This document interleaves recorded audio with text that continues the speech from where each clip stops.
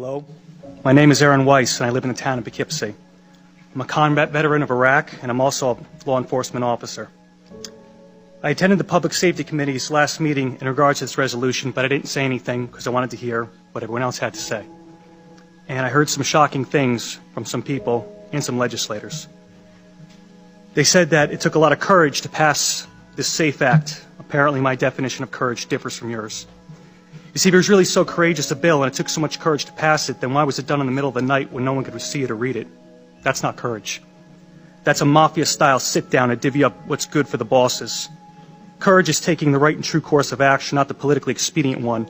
And anyone who is proud of this law must also be proud of the Patriot Act, the TSA, imprisoning Japanese citizens in World War II, since all these actions were spurred on by emotional fear and rammed through in the name of public safety.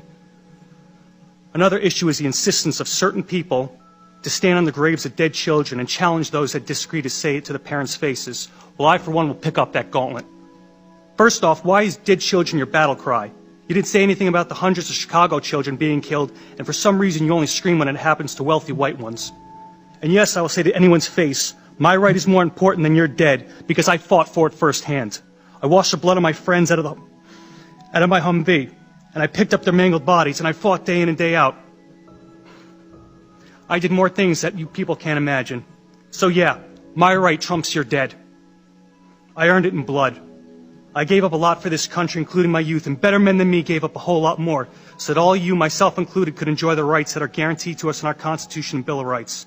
And we didn't go through all that to come back home and watch the surrender of what we fought for happen based on the demented actions of a couple madmen.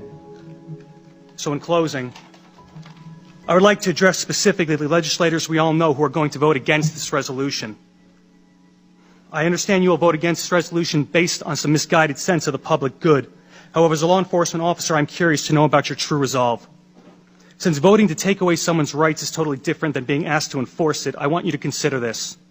If you support the SAFE Act so wholeheartedly, are you willing to stand with law enforcement members and lead from the front to enforcement? And what I mean by that is if a constituent of yours feels so alienated by this law and the manner in which it was passed that they refuse to comply with it, are you willing to stack up on their front door and go in first?